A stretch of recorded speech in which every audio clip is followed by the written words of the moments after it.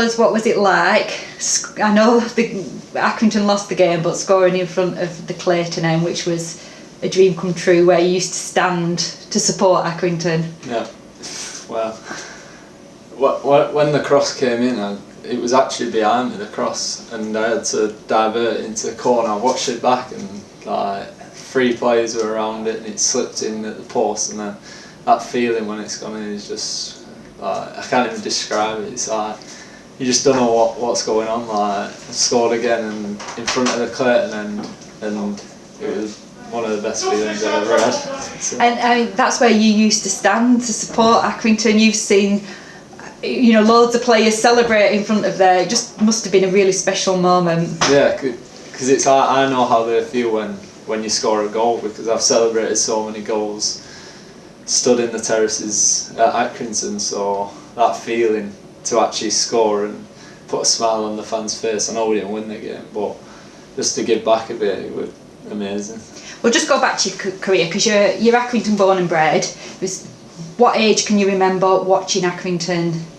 What age? Probably about year 6. I think I was about 12, 13, and I started coming on with my mate and stayed on ever since.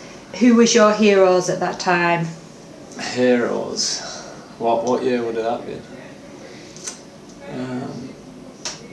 I always remember the team with Caden Jackson, Jordan Clark, Scott Brown, players like that who... The League 2 promotion winning team. Yeah, Ben Richards Everton was in the Dynasty, and such a great team, and watching them every week. I think I saw a thing on Twitter what was saying like a couple of games ago we actually have more points now in the season than the 2018 Accrington team that went up, so if we can do anything like that, it would be amazing. So you obviously signed for Bury. What was it like coming through the ranks at Bury at that time? Bury was class, to be fair. I really enjoyed it. We trained at City's old training ground, Gig Lane. So the facilities we had as a cat-free team, same as Accrington, it was like amazing.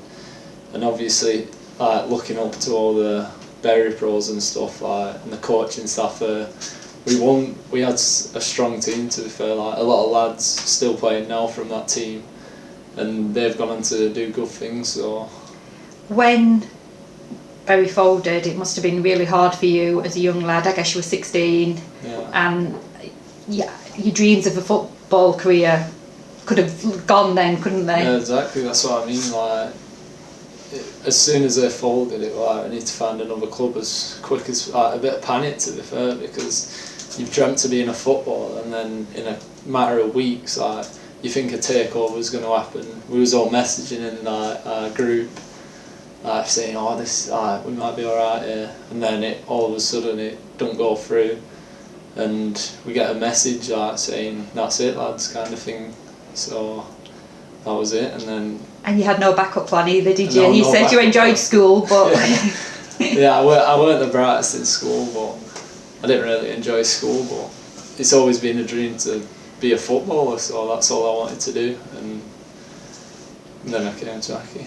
So Dave Fitzgerald brought you here, didn't he? Yeah, Fitz, yeah. And obviously he brought a few from Bury here as well, didn't he? Did that help you settle in here? Yeah, so I think straight away you got 4 or 5 of us in, and obviously coming in with them lads, like coming into a new team's a bit scary, to be fair. Like you don't know familiar faces and stuff. It's a new environment, so to have them lads at the start with it was good, like to settle me in and stuff. And to be honest, now you're not looking back, are you? You've got into the first team. John Coleman has said you're a member of, he can't overlook you now, 2 in 2 games. You must be pinching yourself to an extent. Yeah, I think I'm not trying to get too high at all, because football it's such a mad game that it can swing the other way in a matter of weeks. So I'm just staying positive, and I'm going to try and get 3 and 3 on Saturday. Yeah, that's the bit against Walsall. That's the big thing now, isn't it? Yeah, and get a couple more wins, so we need to start winning. What's it like now that in a matter of weeks you've gone from a player watching to a player on the bench to you name one of the first names on the team sheet? It must be quite an amazing transformation, to be honest. Yeah, it is, to be fair. And I saw Jimmy's interview the other day, and he was saying about players going out on loan. And obviously I went to Clitheroe at the start of the season, that massively helped with my confidence and stuff. And like, he said that I probably come back a better player, and I think I have. Like, and some of the people you meet there and stuff like, they're still following now and messaging me about scoring and stuff. So I think the loan move helps. And I'd say to other younger players, like, get yourself out, and it's a good experience. I enjoyed it all the time. And you've had a bit of a stick about your hairband. How do you feel about that?